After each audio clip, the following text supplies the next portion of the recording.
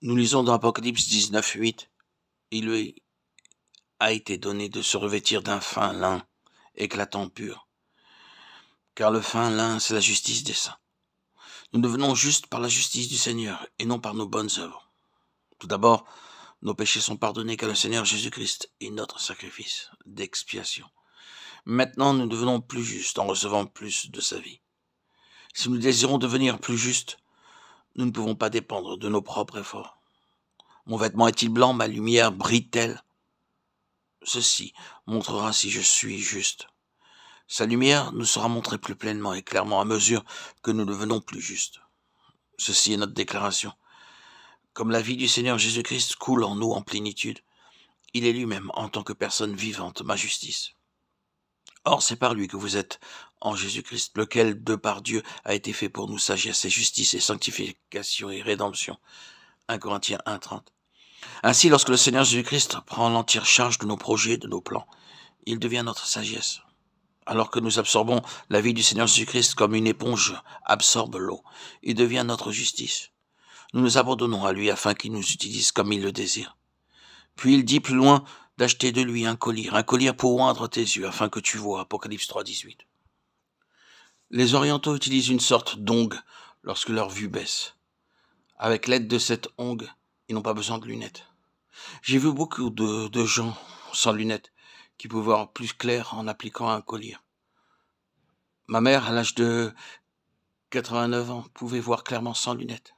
Elle avait l'habitude d'utiliser un collier. Il y a beaucoup de choses dans la parole de Dieu que nous ne pouvons pas comprendre. Alors nous allons vers lui et il nous donne le collier spirituel.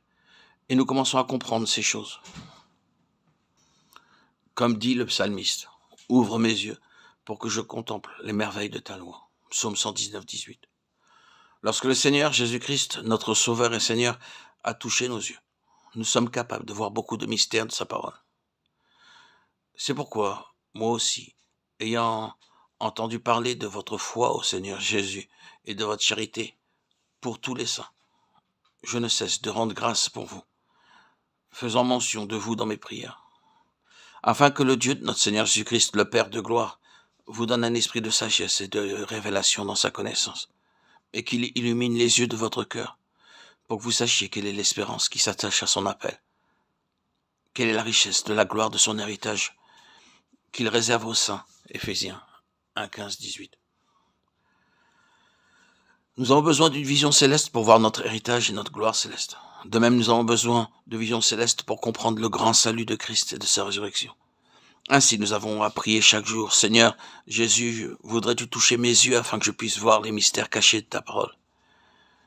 Ceci ne viendra pas par connaissance. Agenouillez-vous, n'ayez pas honte, ne recherchez pas trop de confort et priez.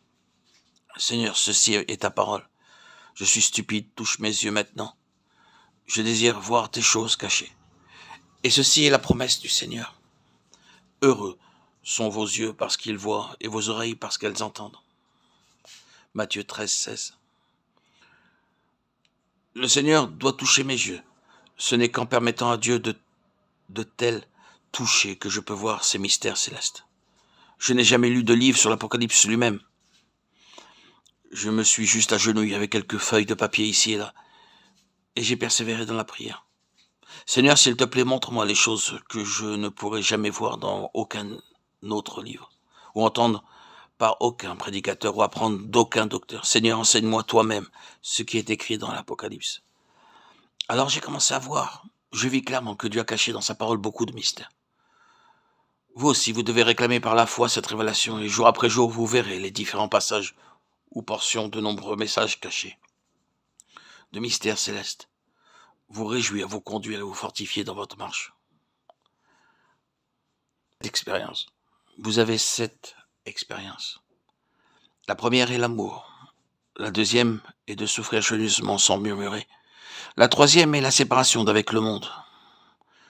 La quatrième est l'affranchissement des coutumes, des traditions, des rites et des cérémonies humaines. La cinquième est de veiller pour être prêt pour sa venue. La sixième est l'entrée par les portes ouvertes en apprenant comment gagner des âmes pour lui et en trouvant celles qui sont préparées par lui. Et bien sûr, la septième est une foi forte et active, une foi vivante et pleine de vie. en utilisant un collier spirituel afin que nous puissions comprendre ces mystères célestes. Par ces simples choses, nous sommes qualifiés pour notre part dans l'héritage spirituel céleste et glorieux dans le Seigneur Jésus-Christ.